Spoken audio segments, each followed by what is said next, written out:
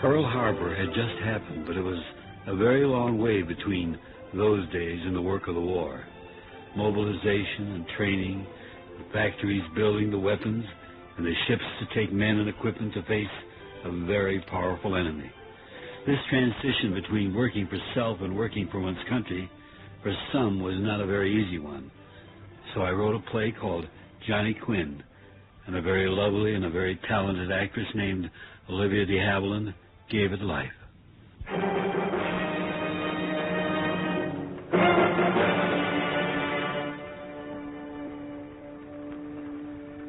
The National Broadcasting Company presents Plays for Americans by Arch Oboler. As a further contribution to national defense, NBC brings you a limited series of new plays dedicated to people of goodwill everywhere who believe in the inherent dignity of man, who fight together now for life, liberty, and happiness for all.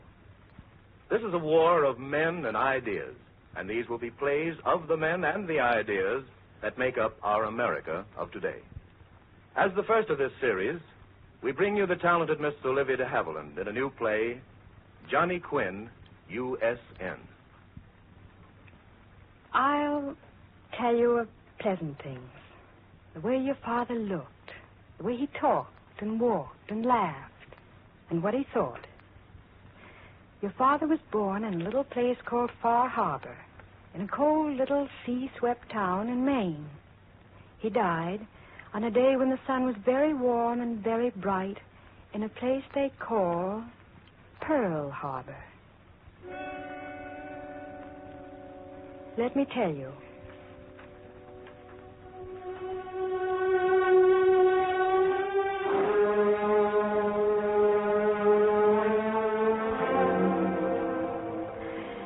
I think he must have been a very funny little boy, your father. I didn't know him then, of course, but I've seen pictures of him at 7, standing as if he had a board against his back, and his eyes kind of popping out because the collar of his Sunday suit was so very tight around his neck. But I'll tell you something else.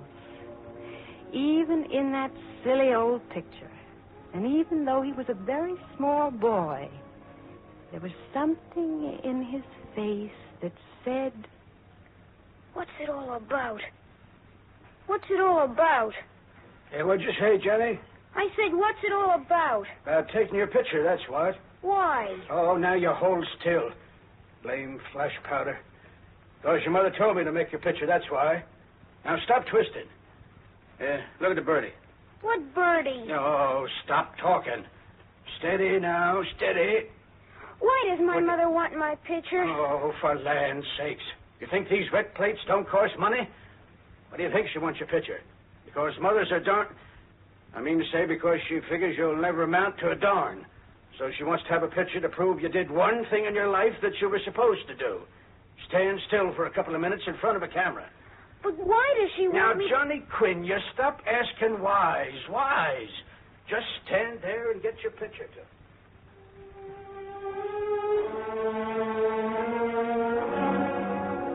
Always, yes.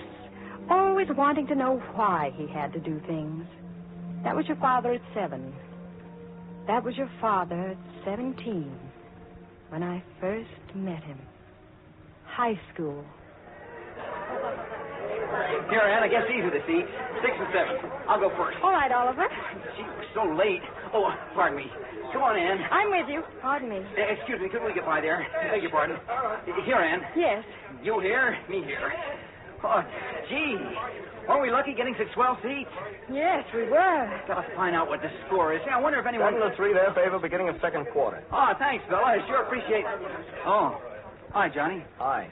How about introductions? What? Oh, yeah, sure. Ann Griffith, Johnny Quinn. Hello. Glad to meet you. Johnny Quinn. I've heard that name before. Have you? Ann, look at the program. That Edgewood bunch sure got the weight on us. Look, here it says... Wait a minute, Oliver. John, why should I know your name? Are you somebody important? Ann, look, the program, it says... Oliver, please don't keep interrupting me. John, Johnny, I've just gotten back to town. We've been traveling. What do you do at school that's so terribly important? You better watch the game, man. I'm taboo. What's that? Yeah, no touching, no speaking to, no see. But why? Look at the scoreboard. There's your answer. The guy won't play football. How do you like that? Johnny, is that true? Yeah, sure. What do you keep looking at me like that for? I don't know. Will you meet me after the game? Oh, no, I couldn't. Come on, meet me. I want to talk to you. Yeah, I want to talk to you.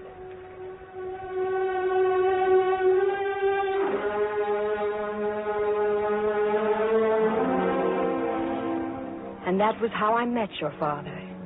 After the game, we met and walked. Cold? No. You? No. Walking too fast? No. Johnny. Yeah? You asked me out to walk and talk, but we just walk. Why talk? Johnny, why are you so old? What? You're not like any of the boys I've ever met. You're not much older than I am. Why do you act so old? Wind's getting bad. I think we better go. No, Johnny, no. You've got to tell me. What's the matter? Please, please tell me. Just walk and tell me. Tell you what? Who you are and why. Why, I'm just Johnny Quinn. No, please, you know what I mean. Tell me. Well, my father was what everybody called a swell fella. He never asked questions. Somebody'd come to him for a loan, he'd give it. Sign a note, he'd do it. Buy a drink, he'd buy it. Swell fella, everybody said. But when he got killed when I was 11, they took the house away and everything away. My mother had to go out and do day work. There wasn't enough of that in the little town where we lived, so we came here. She's still working. Yeah, I work, too. I got this afternoon off. I don't want to go to school, but she makes me. I don't play football because I haven't got the time. My father never figured things out, but I'm going to all my life. I got the right to ask questions. I got the right to know why I do anything before I do it. I've got a right to know what's in it for me. That's all there is to it. That's what your father told me. I've got a right to know what's in it for me. I didn't see him much after that.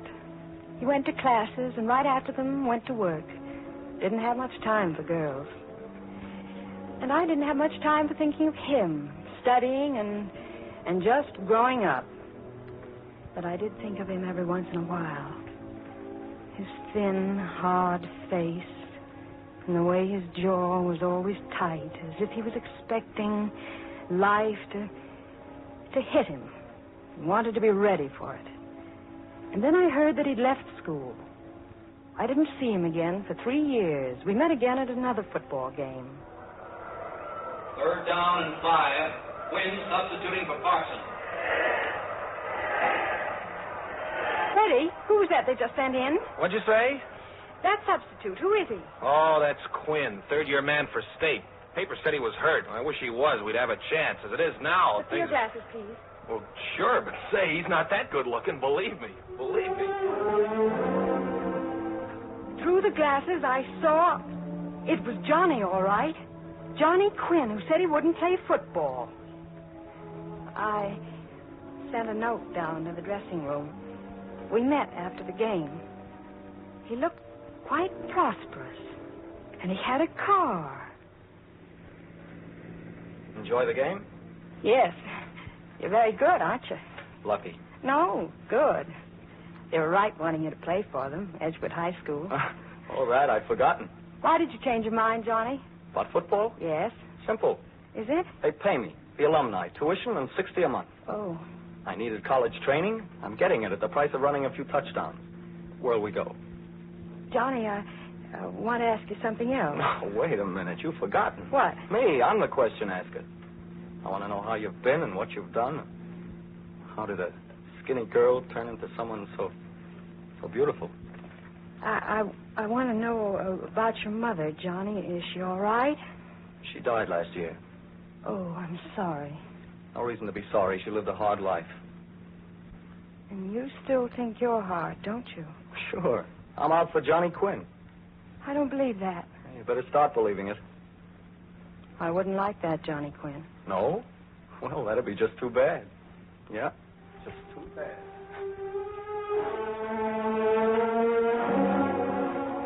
He said that, your father, to me. His lips said it.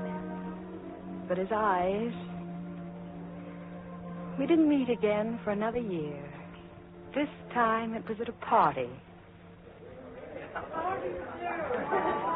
And now, my dear, I want you to meet a man to remember. He gives no quarter and asks none. Johnny Quinn. Johnny, this is... I know. You've met?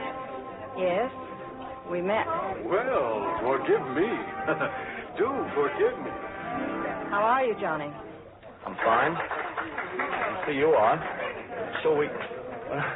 What's the matter? I just heard myself asking you if you'd like to go off someplace and talk. That's what we always do, isn't it? Yes. Look, I got some tickets for a concert. Someone gave them to me. I didn't want to go alone. It's the kind of thing you like, so let's go. Okay? Okay.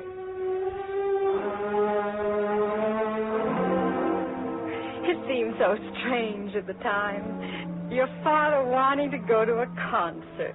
And it was Tristan, of all things.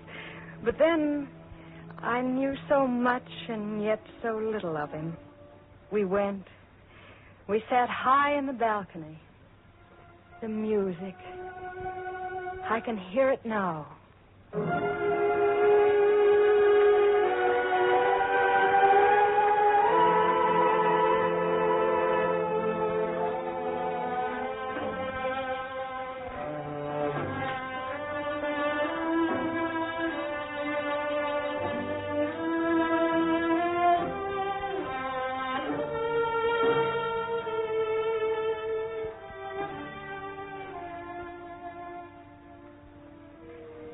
Love music.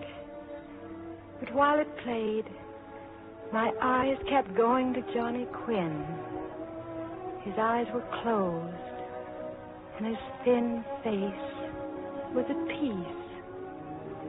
And as I looked at him, his eyes opened, and he looked at me, and he smiled a slow smile, and I loved him.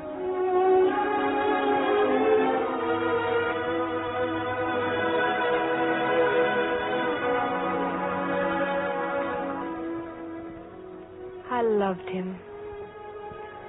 And I was afraid of him. Because somehow Johnny Quinn to me was what was wrong with the world. He was the man who had nothing and wanted something and would do anything to get it, no matter whom it hurt. He was the man who had something and to hold on to that something would do anything, no matter whom it hurt. He was Johnny Quinn. And somehow, all at once, I loved him, and I wanted to change him. And that night, he turned his head and spoke to me.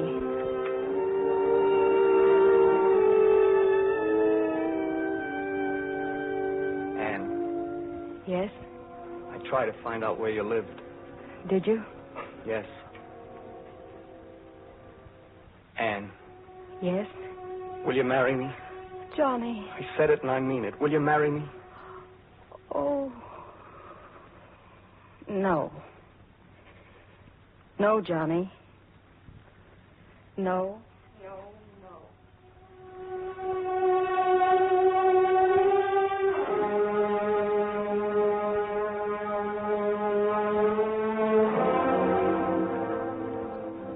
So he asked me to marry him, your father, and I said no. I said no to him. As we left the concert, he was very angry. Well, put it into words at least. We've walked from 6 to the river and all you said is no. I know I haven't had time for a build-up proposing like this, but, well, I'm a sudden guy. Not for a husband, Johnny. All right, I've heard that. Put it into words.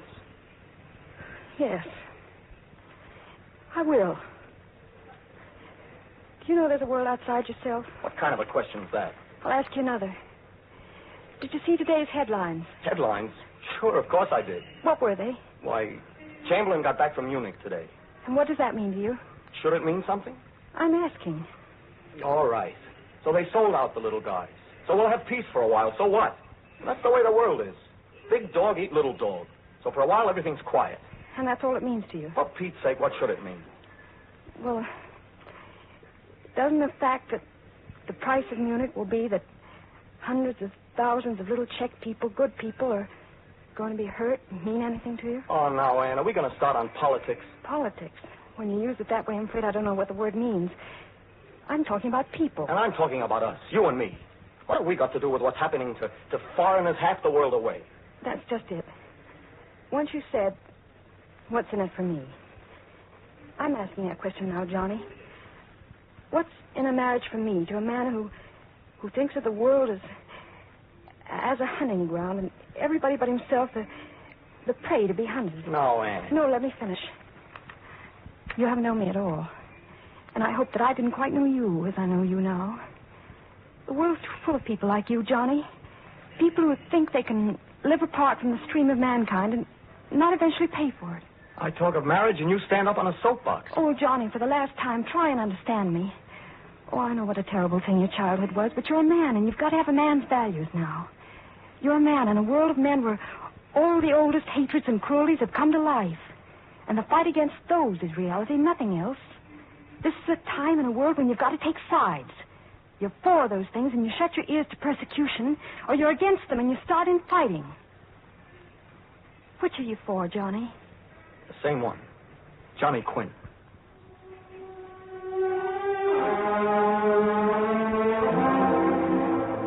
And so I went away. And I didn't see your father or hear from him until a few months later when I got a letter from him. I read it. And at first I couldn't quite believe. So, there it is, Anne, right on the line. I've joined the Navy, Air Force. Johnny Quinn? Navy? Air Force? Johnny Quinn a part of something? Johnny Quinn listening to anyone but himself? I couldn't believe it. Until I read the next words. No, Anne, I haven't got religion. Just being smart. You see, I figured out that aviation is going to be the ground floor to what you apparently don't care about. Cash in the bank. Since the Navy will pay for my training and a salary besides, well, here I go. Yep. Still dog eat dog Johnny. You know, I couldn't quite answer you that night you lit into me. I never was much good at off-the-cuff answers. But maybe I can put it into words right now. What's wrong with the world is not the ones like me who say, this is my life, let the other fella take care of himself. No. What's wrong is your kind. The ones with their heads up in the nice pink clouds. The ones who talk truth and honor and justice and forget the plain fact that the only thing that matters in life is cash in the bank. So it's off I am to a nice, cozy little session at the taxpayer's expense, Anne. When they've taught me all I want to know, I'll be back to call on you. Maybe by that time, you'll be off your little lace-trimmed soapbox and ready to listen to good common sense. That's what he wrote me, your father. You'll be off your lace-trimmed soapbox. I put the letter away and knew that I had to shut my mind and heart to every future thought of Johnny Quinn. I tried to. And then one day, the doorbell.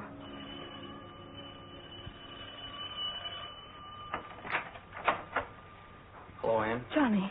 I'm cold. Come in. Anne. Your uniform. Very nice. I wanted to see you very much. I'm going out. With me? No. Then listen, just a minute. I leave for Hawaii tomorrow.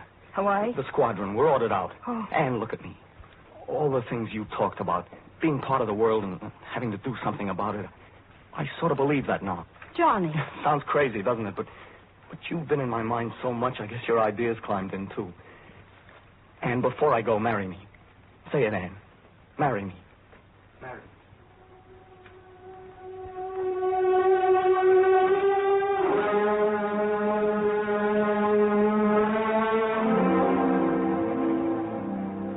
That night, we were married. your father and I. And the next day he went away. And just before he went, he said something to me. Well, Anne, it's just a minute. Yes. I think I better tell you something. What? I may be gone for quite some time. I mean, before I can send for you. I know that. It might be some time. Why do you keep saying that? Well, because I'm going out there for a purpose. I want to get all I can out of it for myself. Having you out there might slow me up. Oh, man, that's just what I want to say. I haven't changed. I'm still Johnny Quinn first and then the rest. What I told you yesterday, well, I wanted you so much. I just told you what you wanted to hear, that's all. Boss! I wanted you to know that because I wanted to be fair. Well, aren't you going to say something? Boss! And the train. Yes, the train. Get on the train, Johnny Quinn. Get on it and don't ever come back to me. I don't want you. Ever. Ever. Ever.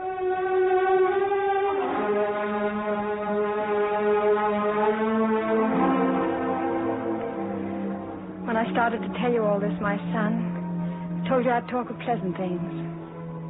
This isn't, is it? A woman marries a man for what he says he is. And then he isn't. The train went in a moment, and he went. And then the only memory of him were the letters that began to come. The letters that I didn't believe. And now, December 7th. I'll tell you about that. It was early in the day. The telephone rang.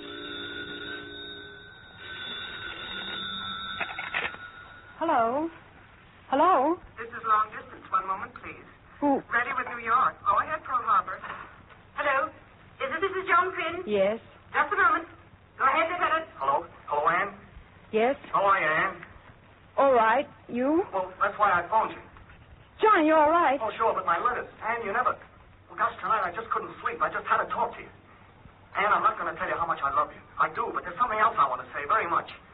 In all these months I've been stationed out here, the Navy... I mean the men. Well, Ann, I want to tell you... Johnny? Johnny? Hello, Johnny? Operator, we're cut off. I was talking to Hawaii, someplace in Hawaii, Pearl Harbor. Sorry, the line's been temporarily disconnected.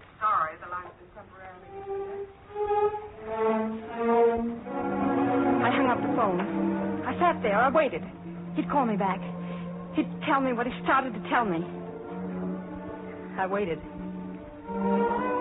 He didn't call. The hours went by. He didn't call. And then a radio across the hall. Pearl Harbor. Pearl Harbor? What of Pearl Harbor? Japanese treacherously attacked Pearl Harbor. Attack? Pearl Harbor. Johnny, I went back to the telephone. He'd call. He must call. He never did. But let me tell you what he did do, son. On that December 7th. The enemy, while talking peace and friendship, suddenly began to bomb and burn. And Lieutenant Quinn took off in his plane and went up high into the air and saw a formation of enemy bombers down below and dove down through the sky and crashed the enemy and died. Just that, my son. The enemy, one plane, and Johnny Quinn. Men have a word for that. Heroism. Before this war is won, there'll be other wives and mothers to cry for and be proud of that word. But your father's dying was a special thing, because what he did was how he told me what he wanted me to know. Ann, I want to tell you. Ann, I want to tell you. Sorry, the line's disconnected. I know what Johnny wanted to say. I know it as clearly as if I'd been right there next to him, that moment before he turned the plane down toward the sea. Anne, let me tell you what I've got to tell you. They broke the phone connection, didn't they? Well, no matter. Now I can say it. All my life, I thought it was just Johnny Quinn against the rest. And what I got was mine, no matter how I got it. And then I got you that way, and didn't have you. And then I joined the Navy, and didn't have that either.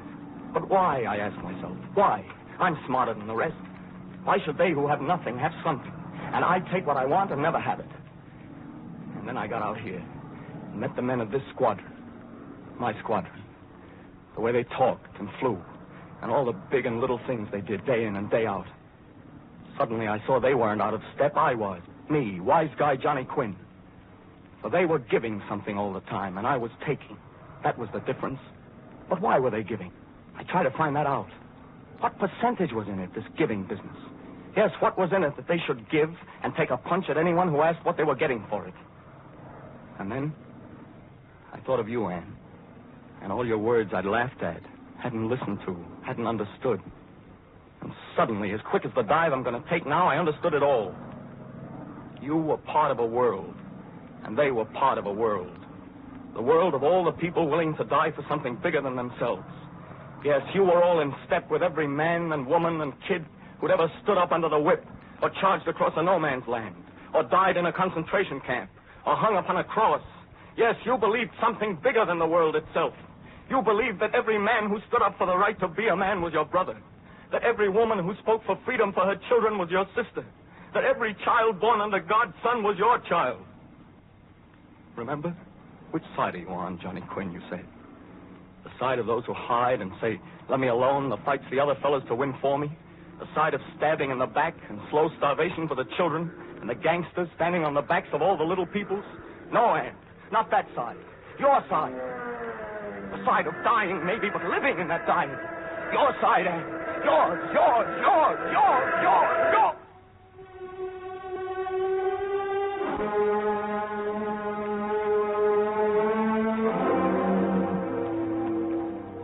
And so, my son, I've told you of your father. The way he walked and talked, and even what he thought. That's all there is to say. Why, Mrs. Quinn, are you still awake? Yes. And whom are you talking to? My son. Oh, don't you think you'd better wait until tomorrow, when he's born? Yes. Well, good night. Sleep well. Good night. Good night, my son. Good night, Johnny Quinn.